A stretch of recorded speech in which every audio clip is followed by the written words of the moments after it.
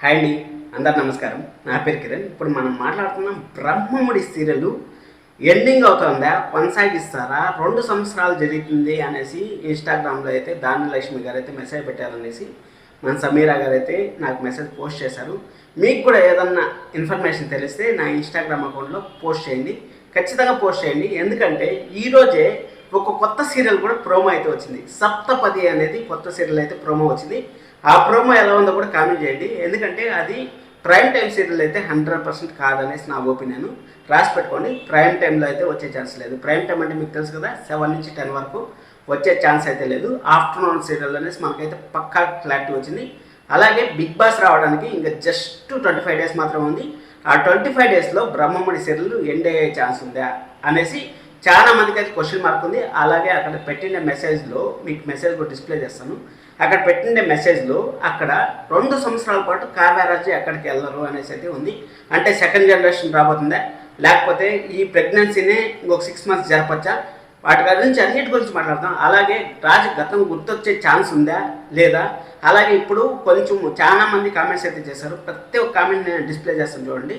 చాలామంది అయితే చేశారు. అప్పుకి కావ్య త్యాగం చేస్తుందా, అంటే కావ్య బిడ్డని అప్పుకి ఇస్తుందా, దుగ్గిరాల ఫ్యామిలీ ఆనంద నిలయం అనేసి ఈరోజు పోస్టర్ అయితే వదిలారు.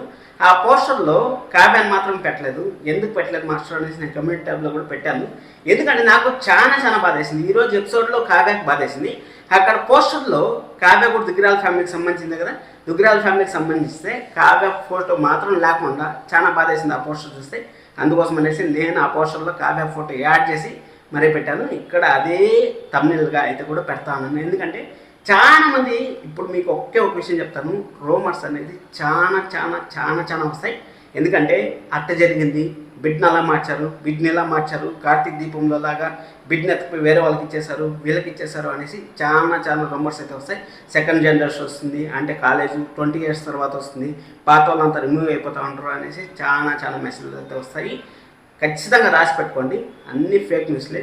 ఖచ్చితంగా సీరియల్లో ఏదైతే జరుగుతుందో, ఈరోజు ఏదైతే జరుగుతుందో రేపు ప్రోమో చూసిన తర్వాత నమ్మండి. ఎందుకంటే సీరియల్ అనేది 15 రోజులకు ఒకసారి మాత్రమే షూటింగ్ జరుగుతుంది. అంటే 15 రోజులు షూటింగ్ జరుగుతుంది. 15 రోజుల్లో వాళ్ళు ఇన్ డెప్త్, అంటే స్టోరీ ఎలా ముందుకు పోవాలనుకుంటున్నారో దాన్ని బట్టి స్టోరీ రాసుకుంటారు. ఎందుకంటే ఇప్పుడు రేవతి గారి క్యారెక్టర్ అయితే తెచ్చారు. రేవతి గారి క్యారెక్టర్ బాగా పండుతుంది, అంటే సెంటిమెంట్ బాగా వర్కౌట్ అవుతుంది అనేసి అయితే వాళ్ళు ప్లాన్ చేశారు. కానీ అనుకున్నంత రెస్పాన్స్ రాలేదు కాబట్టి, రేవతి గారి ఎపిసోడ్లో అనుకున్నంత రెస్పాన్స్ రాలేదు కాబట్టి ఇక్కడ కావ్య ప్రెగ్నెంట్ అయితే ట్రాక్ అయితే తీసుకొచ్చారు అనేసి 100% సీరియల్ చూస్తే తెలుస్తుంది. ఎందుకంటే నా రివ్యూ ఫాలో వాళ్ళందరికీ తెలుస్తుంది. ప్రతిరోజు మనం చెప్తానే ఉంటాం. ఇలాంటి జెన్యూన్ కంటెంట్ కావాలనుకుంటే మాత్రం ఖచ్చితంగా మన ఛానల్ అయితే సబ్స్క్రైబ్ చేసుకోండి. వెంటనే అలాగే లైక్ చేయడం మాత్రం మర్చిపోతండి. సరే అనేసి ఇక్కడ పిల్లల్ని మార్చేస్తారు అనేసి అయితే చెప్తాను. ఎందుకంటే దుగ్గిరాల ఫ్యామిలీకి మన కావ్య బానిస, అంటే బాహుబలి సినిమాలో కట్టప్ప ఎలాగో అయితే బానిసో, ఆ విధంగా దుగ్గిరాల ఫ్యామిలీలో కష్టం అనేది బయట వాళ్ళకి తెలియకుండా ముందుండి నడిపిస్తూ ఉంది కావ్య. అయితే ఆ కావ్యకి కష్టం అనేది ఎలా ఉంటుంది అనేది మనం ఏమైనా చూడబోతున్నాం. అంటే రాజు గతం గుర్తురాకపోతే మాత్రం ఖచ్చితంగా కావ్యకి అయితే కష్టాలు ఇప్పుడు కాదు, ఇంకా ఎప్పటికీ తీరం అనేసి మనం అయితే అనుకోవచ్చు. ఎందుకంటే ఈరోజు రేపటి ప్రోమో కానీ మనం చూసినట్టయితే కనకం గారు వచ్చారు అక్కడికి. కనకం గారు వచ్చిన తర్వాత దానిలక్ష్మి గారు కనకం గారు ఎందుకు వచ్చారు, అసలు ఎందుకు రిజెక్ట్ చేస్తారు అనేసి అడిగేదంతా దానిలక్ష్మి గారు అయితే ఒక చెవ్వేసి వింటానే ఉన్నారు. అక్కడ వింటా ఉండడం వల్ల అక్కడ కావ్య ప్రెగ్నెంట్ అయిన విషయము అప్రిషియేట్ చేస్తుంది. అమ్మ ఇంత మంచి జరిగిందా నీకు లైఫ్లో, ఈ దేవుడు అన్న నీకు ఇదన్నా ఇచ్చాడు, సంతోషకరమైన వార్త ఇచ్చాడు అనేసి మన కావ్య గురించి మాట్లాడుతుంటే దానిలక్ష్మి గారు, అక్కడ రుద్రాణి గారు ఒక చెవ్వేసి వింటా ఉంటారు. అంటే రుద్రాణి గారు తెలిసిపోయిందంటే మాత్రము అక్కడ ఖచ్చితంగా నిమిషం కాదు కదా, సెకండ్ లోపల యామినికి అయితే తెలిసిపోతుంది. యామినికి తెలిసిన నిమిషం లోపల రాజుకి అయితే తెలిసిపోతుంది. రాజుకి తెలిసిపోయిన తర్వాత రాజు ఎలా రియాక్ట్ అవుతాడు అనేది మనం చూడాలి. ఎందుకంటే అక్కడ రాజు రియాక్షనే వెరీ ఇంపార్టెంట్. ఎందుకంటే పెళ్లిగాని అమ్మాయి ప్రెగ్నెంట్ ఎలా అయింది అనేసి ఫస్ట్ క్వశ్చన్. ఆ క్వశ్చన్కి ఏదైనా కళ్ళు తిరిగి పడిపోయిన తర్వాత హాస్పిటల్లో జరిపిస్తే రాజు గతం గుర్తొచ్చే ఛాన్స్ ఉంది. మేబీ మనకు ఒక శనివారం వరకు అయితే ఒక క్లారిటీ అయితే వచ్చే ఛాన్స్ అయితే వెరీ హైగా ఉంది. ఎందుకంటే దుగ్గిరాల ఫ్యామిలీ ఆనంద నిలయంగా మారింది.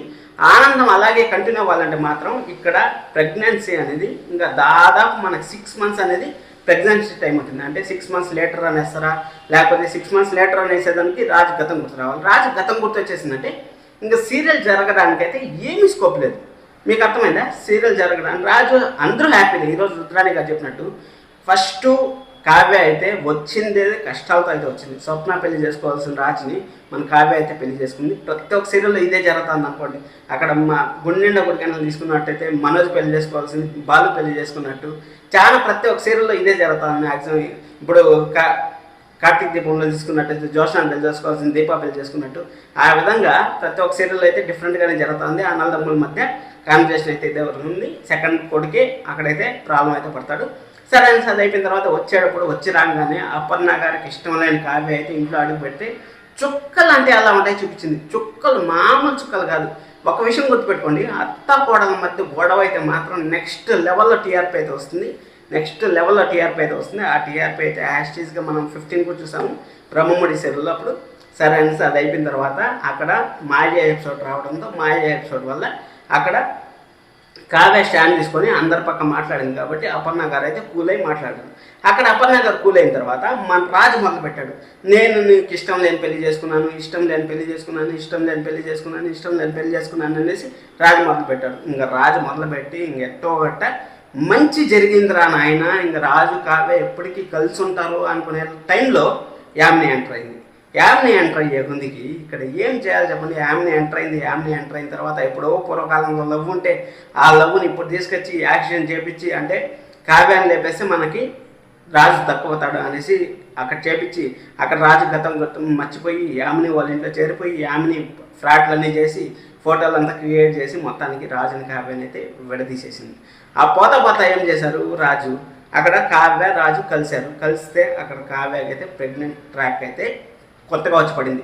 అంటే మనకు పెళ్ళి అవన్నీ ఎన్ని రోజులని జరిగింది, దాదాపు 6 నెలలకి వస్తుంది రాజు గతం మర్చిపోయేసి. కానీ ట్రాక్ అయితే జరుగుతూ ఉంది. 7+, 8+ టీఆర్పీ కూడా వస్తూ ఉంది.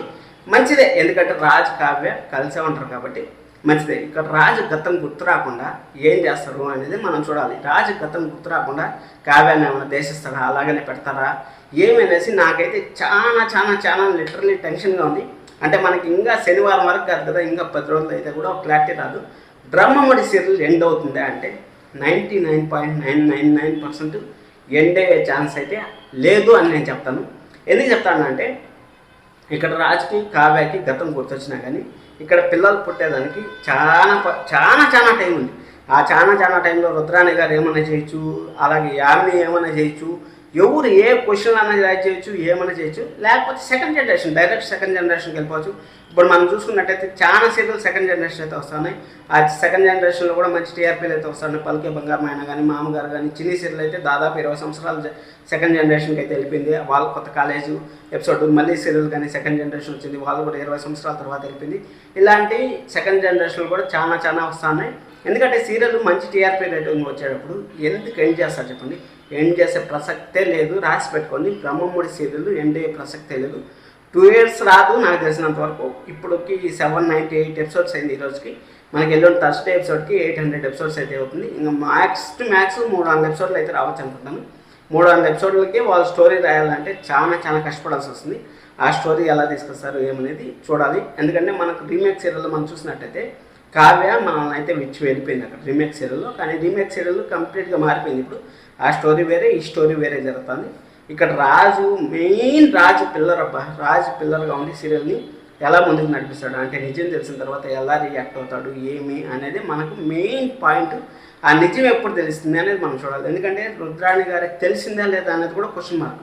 మనకు శనివారం ఎపిసోడ్లో కూడా మనకు రాజుకి తెలుసుకున్నట్టే చూపించారు, కానీ అక్కడ రాజుకి అయితే వినింది వేరే, జరిగింది వేరే. అక్కడ నేను ఏమనుకున్నా అంటే సోమవారం ఎపిసోడ్లో ఎలాగైనా మన రాజుకి గతం గుర్తొచ్చేస్తుంది, ఆ ఇన్సిడెంట్ తట్టుకోలేక గతం గుర్తొచ్చేస్తుంది అనేసి అనుకున్నాను. కానీ అసలు గుర్తు రాలేదు. అది ఫుల్ కామెడీ ఎపిసోడ్ అయితే చేసేసారు. పర్లేదు, అయినా కానీ ప్రాబ్లం లేదు. సీరియల్ అయితే మాత్రం ఫ్యాంటాస్టిక్ అయితే ఉంది. ఖచ్చితంగా వాచ్ చేయండి సీరియల్ని అయితే మాత్రం. మంచి ఇంట్రెస్టింగ్ ఎపిసోడ్స్ అయితే రాబోతున్నాయి. ఎందుకంటే ప్రెగ్నెన్సీ ట్రాక్ అనేది బాగా ఉండిపోతుంది, మంచి స్టఫ్ అయితే ఉండిపోతుంది. కావ్యకి అయితే కష్టాలు ఇప్పుడు ఎన్ని ఉన్నాయో దానికి డబుల్ అయ్యే ఛాన్స్ అయితే ఉంది. బిడ్డలను మారుస్తారా లేదా అనేది కూడా ఇది కూడా ఒక పాయింటే. కానీ ఈ పాయింట్ నిజమని నేను అనుకోను. ఎందుకంటే ఇప్పుడు త్యాగాలు చేసింది చాలు కావ్య, ఇంకా త్యాగాలు చేసి ఏం సాధించాలి. ఇప్పుడు దుగ్గిరాల ఫ్యామిలీకి ఏం సాధించాల్సిన అవసరం లేదు. కన్నా బెట్ను కూడా అక్కడ దుగ్గిరాల ఫ్యామిలీ కోసం అంకితం చేయాల్సిన పని లేదని నేనైతే అనుకుంటాను. కావ్య అయితే త్యాగం చేయకూడదు అనేసి, కావ్య కావాలంటే ఇంట్లోంచి వెళ్ళిపోయినా కానీ ప్రాబ్లం లేదు, కానీ కావ్య బెట్ను మాత్రం అక్కడ వేయకూడదు అనేసి నేనైతే గట్టిగా అనుకుంటున్నాను. కావ్య గతంలో గుర్తురాకపోయినా పర్లేదు, కావ్య అయితే దుగ్గిరాల ఫ్యామిలీలో అయితే వారసుని ఈకూడదు అనేసి నేను అనుకుంటున్నాను. కావ్య అక్కడ దూరంగా ఉండి పెంచచ్చు, మన స్టోరీ ఎలాగైనా రాయచ్చబ్బా. మనము దానిపైన కానీ కాన్సన్ట్రేట్ చేసినట్టు మాత్రం మనకి ఎన్నో ఐడియాలు వస్తాయి. ఆ ఐడియాలని మనం ఫాలో అయిపోతాం. మీరైతే సబ్స్క్రైబ్ చేసుకోండి. అలాగే మీకు వచ్చిన డౌట్స్ అన్ని కింద కామెంట్ చేయండి. దానిపైన కూడా స్పెషల్ వీడియో అయితే చేద్దాం. Thank you so much. Love you all. By by.